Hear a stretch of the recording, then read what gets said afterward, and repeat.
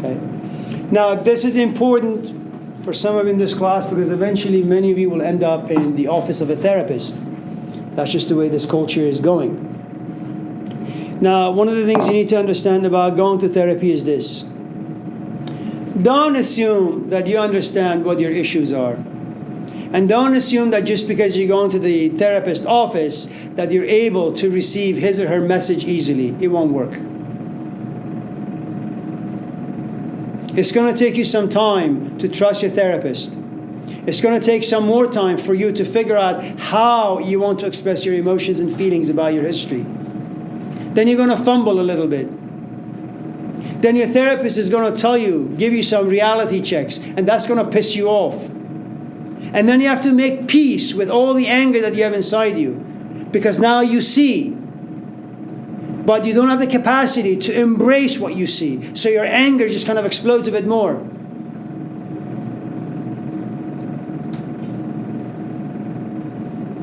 And then at a moment, no one knows when, a light bulb will go on, and you understand.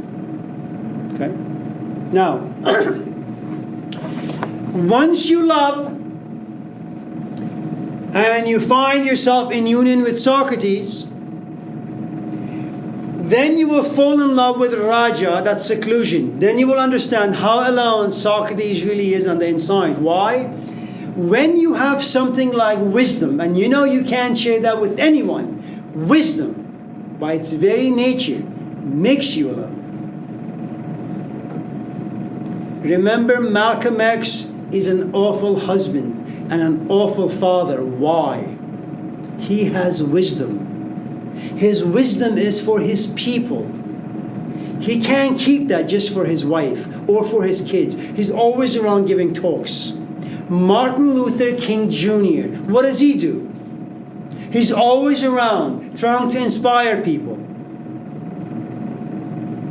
Mahatma Gandhi, he's always around trying to inspire people.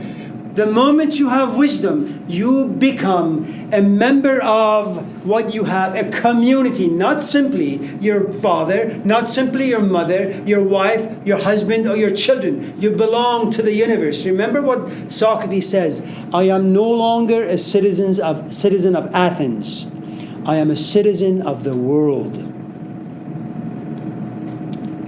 Okay? When you read the Gospel of Luke, and it's something we'll talk about in great detail, in the Gospel of Luke, Jesus does something really, really interesting. In the Gospel of Matthew, he comes to realize that the Jews don't receive his message well. So he opens the door to everyone. He says, whoever can hear me is welcome to sit at my table. He is like Socrates. His message is no longer just for his people, but for everyone. So for those of you who like social reformers like Malcolm X, initially what does he say? He says, my message is for my black people. Later on, when he becomes a bit more mature, what does he say? My message is for everyone. White, black, blue, brown. When he goes to Saudi Arabia, what does he see? People from different walks of life, different skin colors. They find themselves in the mosque all sitting and praying. No one cares what your skin color is. And when he comes back to America, what does he want? He wants to do the same thing. He wants to make America into a mosque where anyone, any gender, any skin color can sit at his table and talk about justice, equality. Right?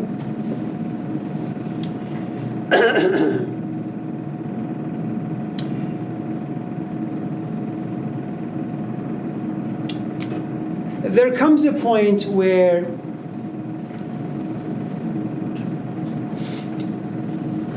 you have had a few glimpses of wisdom. Or if not, no one can actually know if they're wise or not. There is this guy who I think used to teach at Ave Maria University in Florida, I think. His name is Michael Sugrue. You can actually Google his name on YouTube. YouTube him. And he's got these really, really beautiful lectures.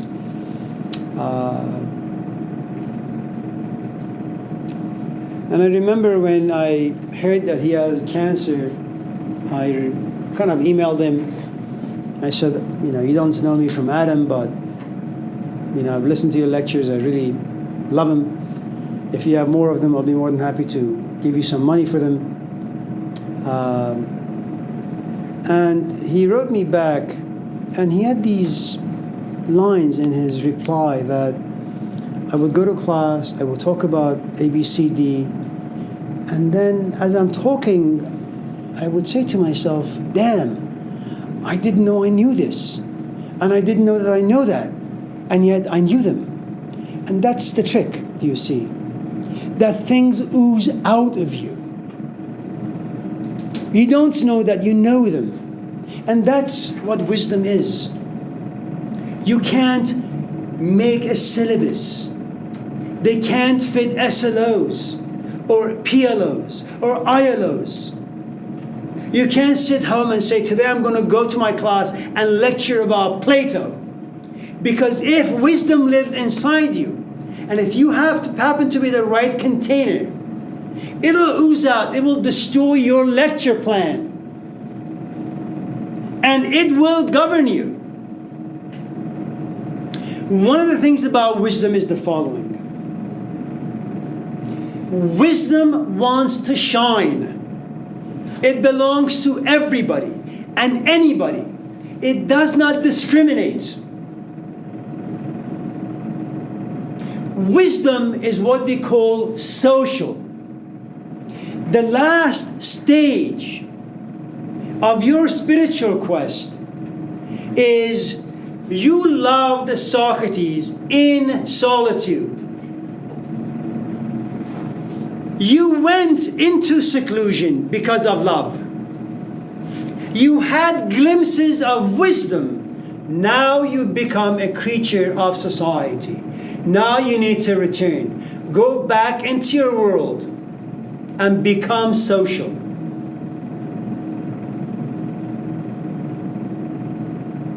What you give now to anyone who can hear you is not money, is not power, unless they have been baptized by this thing called wisdom. Your task is now to enlighten, illuminate for people the worlds of pleasure, the worlds of power, the worlds of relationships, and the discontent that exists in all three worlds, that just in case someone is ready to move up a notch, their salvation is no longer sex or money or marriage or children. Their salvation is wisdom. And that is the message of all the heroes we'll talk about in this class. And it matters very little the names of the people, because they all go through the same process.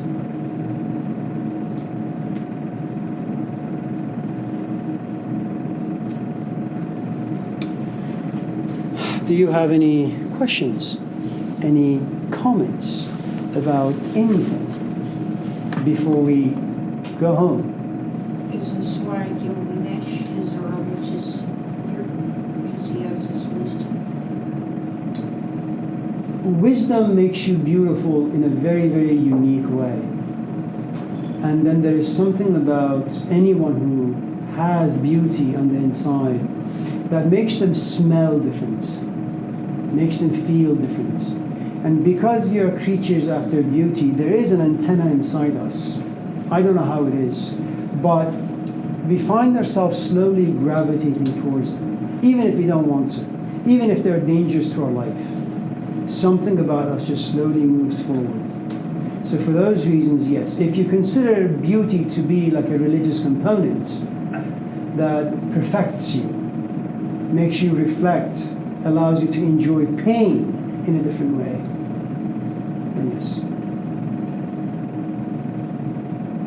I mean, even your claim that you're an atheist, for example, there is a component of beauty in being an atheist, that you have studied Judaism, you have studied to some extent Islam, and you have found them to be not so fulfilling. You want something more.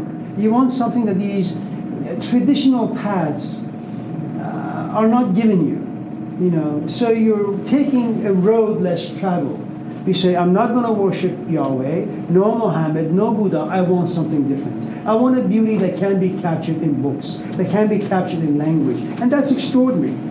By the way, I just kind of threw off that comment. I'm not sure if I meant it. That's okay. Either way. Yes, your name is? Me? Emiliano. Who? Emiliano. Emiliano. I had, because you was talking about the topics of how the world has to be, you know, how there's color people and they want to be together.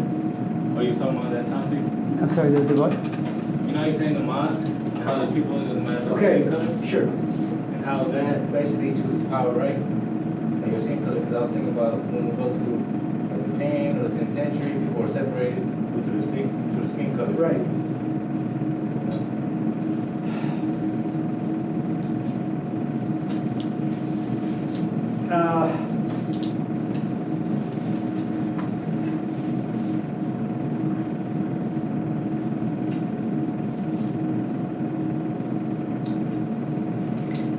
Maybe I was thinking it's like, maybe the system was put into. So it's like what we pretty much comfortable at.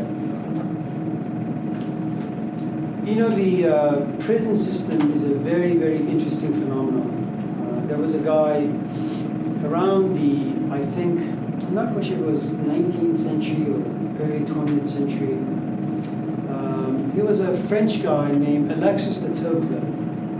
Tocqueville was sent by the government to come to the U.S. and study his prison system.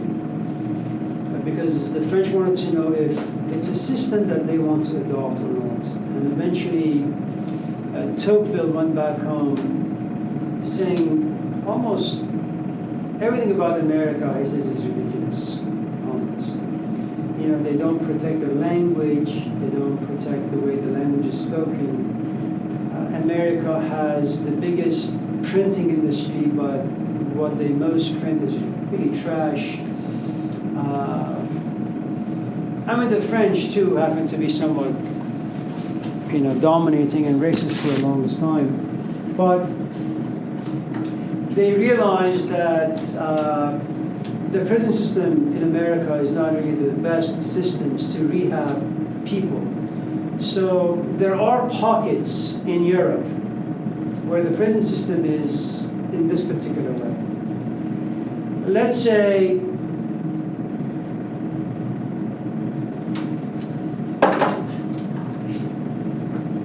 do you have children? Good job, don't have children. Not anytime soon. But if I was to be very, very honest with you, I would say it to you in this way. You think that you have an extreme amount of patience when you have children, that you're going to show them a good amount of love and compassion and forgiveness. There are these moments as a father or as a mother, I'm not sure about mothers, but certainly for me, where you reach your capacity, where this kid has screamed, has broken a lot of things, and it's like 8 or 9 at night. You want to shower them, clean them, put their jammies on, and then stick them to the bed and just hope that they just close their eyes and go to sleep. But they keep throwing temper tantrums. And there are these moments where you feel as if you're about to lose it. You scream, you shout, you punch the wall in the bathroom because you're just so exhausted. You don't want to bring any harm to the kids, but you are human, all too human after all, okay? And so all of a sudden, what happens in life is that you try to tolerate a good amount of crap that life imposes upon you, and then you lose it, okay? Now, 1 second of you losing control, becoming drunk with this emotion called anger, 1 second. Let's say that 1 second happens to me. And I'm having a conversation with my wife. The conversation turns into an argument. The argument turns into a fight. I slowly walk to her. I am profoundly angry. I slap her or punch her really, really hard. I push her to the ground. She falls. Her skull hits the concrete floor, breaks open, and she dies. 1 second. That 1 second is going to define, for me, the rest of who I am, what I am, who I will ever be. 1 second. Okay? Now, in Norway, for example, as well as some pockets in France, I have killed my wife. And let's just say you have murdered your father. And let's say Nader there has murdered his girlfriend. In America, you get locked up. I'm with the brown people, and he's with the black people.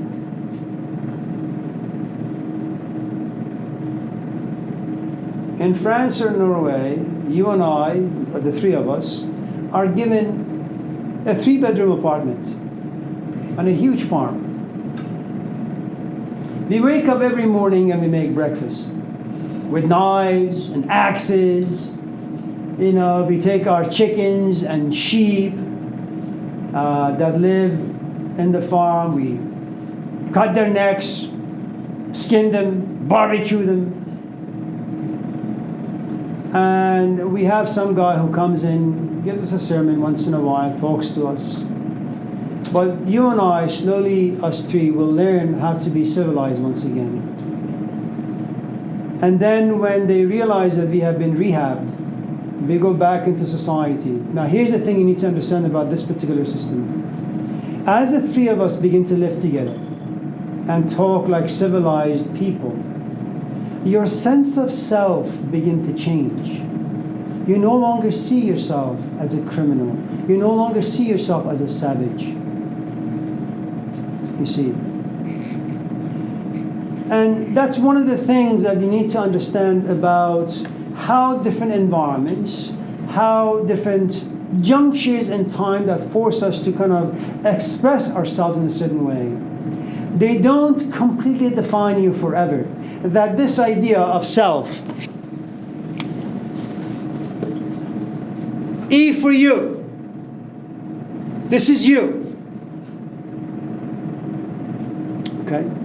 There are certain facts about you. Facts. Okay? That you're born in Oakland. You got no father. Your mother is there, but she doesn't really talk to you. You haven't gone to school, but you would want to if life allows you. There is also this other thing called transcendence. There is E, but E wants to get married, wants to be a father, wants to have a job, and wants to make money to support the wife and the children, and wants to go back to the mother and say, I'm sorry. These are the stuff that live inside you, but they're in the future. Then you have this miserable component that all of us in this class do. You live amongst us. If I was to go to a complete stranger and say, yeah, I spent some time in prison, what's going to happen? They're going to not invite me to their house. And once again, their judgment reminds me, long time ago, I made a mistake. That's never going to leave me. Other people's judgment upon me. It's very, very difficult. Let me give you an example that comes from Hinduism.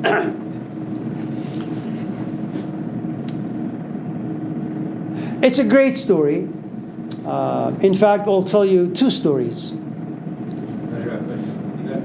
Hinduism believes in reincarnation? They do? Yes. Now, story number 1. A lioness and her cub are walking. The cub slips, goes through this tunnel, bumps his head to this rock, passes out. This tiny little lion wakes up, sees around, looks around, and sees a lot of sheep. You guys know what sheeps are, right? They go bah, right? They're like goats, just a bit more fluffier and cuter, all right? Dumber. And dumber, sure. And so this baby lion can go wow, because the sheep are going to laugh at the lion. So you know what the baby lion does? The baby lion starts going bah, bah. Have you ever seen a lion going bah? Of course not. So this baby lion, after 10 years of spending time with the sheep, now is a huge, strong lion. But keeps going bah, and eats grass. I have never seen a vegetarian lion. Okay? You become your environment. You live in the Western world. This food is from India. You may like it, but it's not for you. It's not digestible. Unless you're able to change your interior culture. And so let me tell you what happens to this lion. This lion/sheep is now walking. Slips and slides through this tunnel. Hits his head to this rock. Passes out. Wakes up. This 10, 15-year-old lion and sees other lions. And goes, bah, bah. And all the lions look at this strange lion and say, what the hell is wrong with this lion? Why is it going, bah? There is an alpha male. Understands. This lion has been deceived, has been lied to. This lion has forgotten what it means to be a lion. It's become a sheep. It needs to be re-educated. Now, you would think that this alpha lion is going to go to this other lion and have a chat with him. No. Wisdom doesn't work that way. This alpha lion grabs this other lion by the neck in a very forceful, vicious way and pulls him by force towards water and forces this lion to see his own reflection in water. And for the first time, this lion/sheep comes to realize he is not a sheep. He is, in fact, a lion. It really is a story of Lion King. And for the first time, this lion who would go bah begins to roar. And what the Hindus is saying is this. You and I live in the social world. The world of pleasure will turn you into a sheep. The world of power will turn you into a better looking sheep. The world of committed relationships and all the responsibilities will turn you even to a better sheep. But the truth is, deep down, you are a lion. Find an alpha male in your human community. He will abuse you, harass you, force you to do things that you don't understand. But if you're able to have the stamina and the capacity to withstand the abuse, you will one day roar like Malcolm, like Martin, like Mahatma. It's just a path that's enormously difficult, and not everyone is able to do it. Let me give you one last story, and then we'll go home.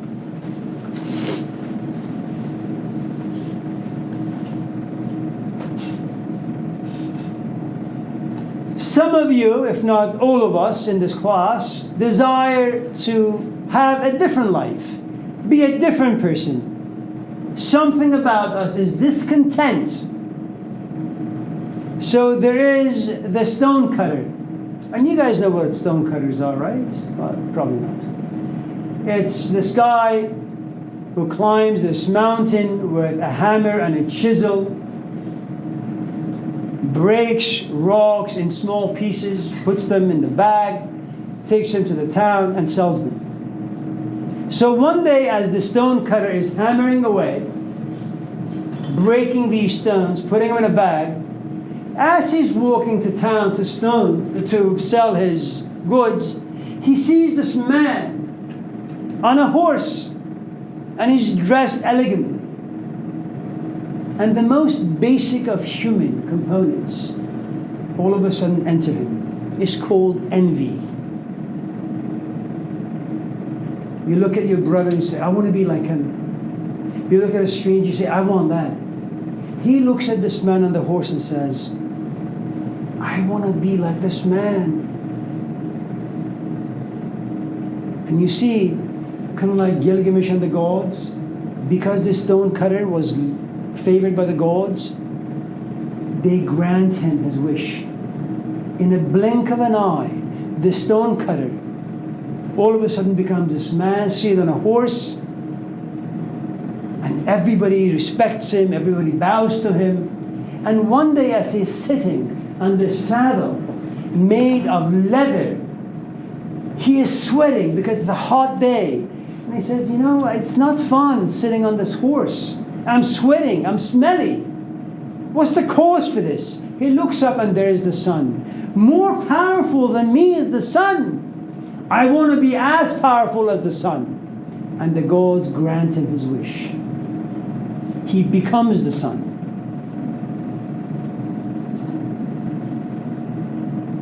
And one day he comes to realize that despite all of his illuminations, there is this thing that's blocking his rays, his light.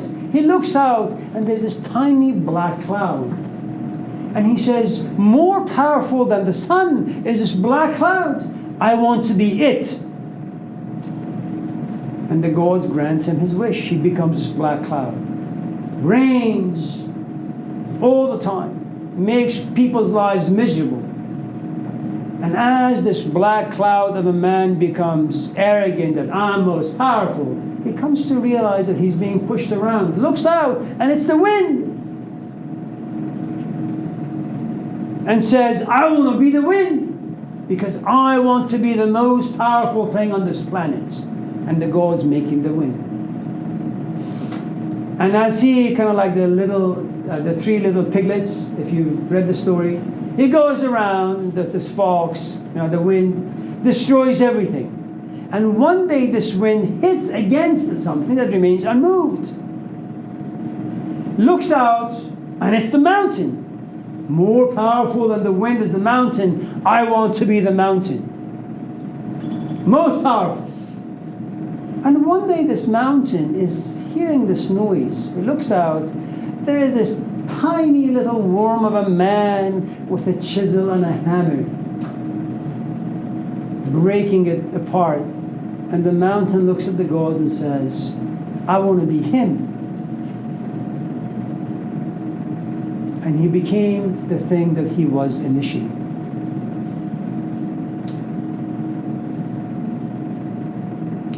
Whoever you are in this class, whatever you are, whatever your past, whatever regrets that may live inside you, what the story is telling us is the following.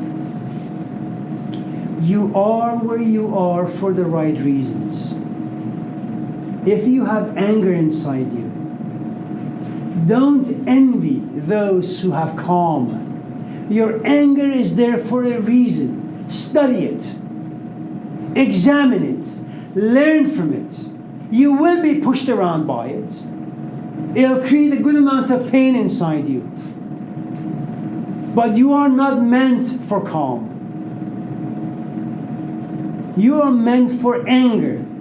And what you have in Hinduism is, to some extent, exercise passivity. Be okay with what life has given you.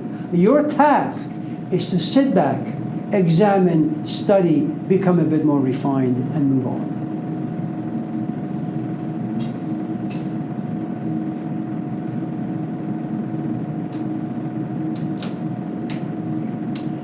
Do you have any questions or comments? It's good. Phoebe? What if you're stupid?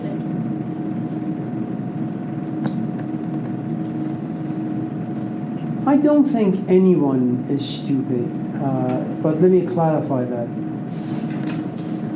You know, there are people who are born and they have some certain disabilities. You know, their neurons perhaps don't work the right way. Their brain is not connected in the right way. So they can't perhaps do certain things in life the way you and I do. Then there is the rest of us. And the rest of us, we go through life. We assume that at the age of 18, you're supposed to get it right when you fall in love. You're supposed to get it right when you apply to a school and they accept you.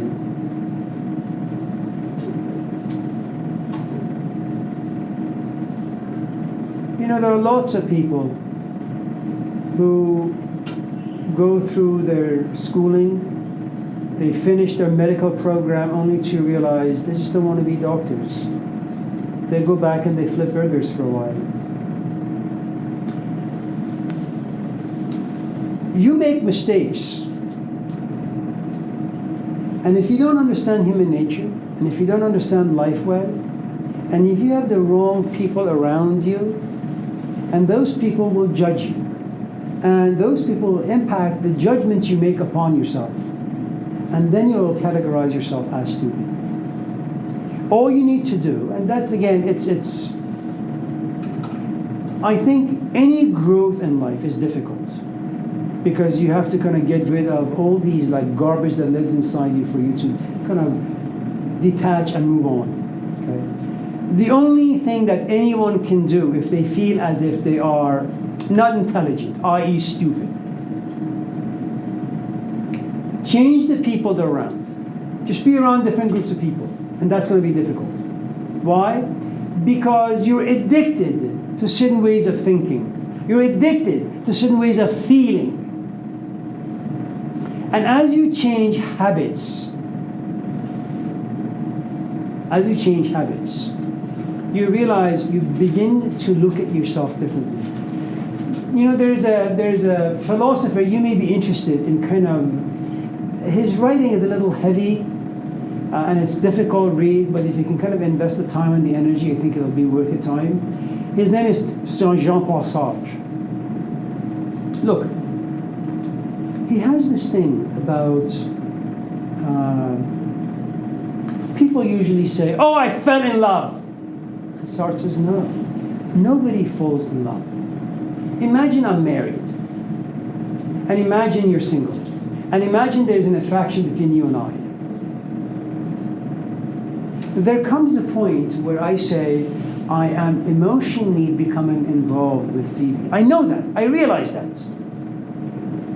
I have the power, according to Jean-Paul Sartre, to slowly change the way I think, I feel, and I'm behaving. So instead of calling you, I'm going to distract myself with watching a movie for about 2 hours. Once I begin to change my habits, my feelings for you will change.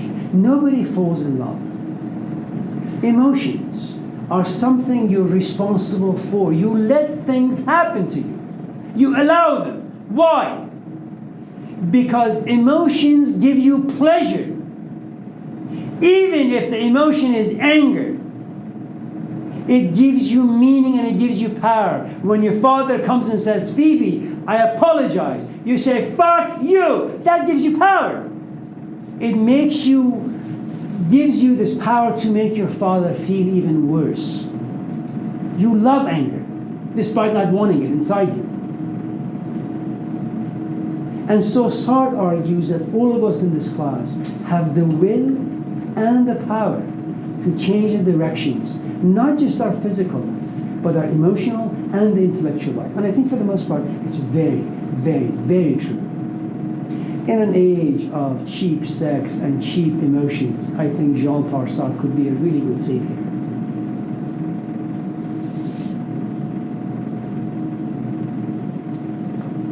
Any questions or comments? Have a nice evening. It's good to see all of you. Tomorrow is... I'll see you tomorrow then. Take very good care. Thank you.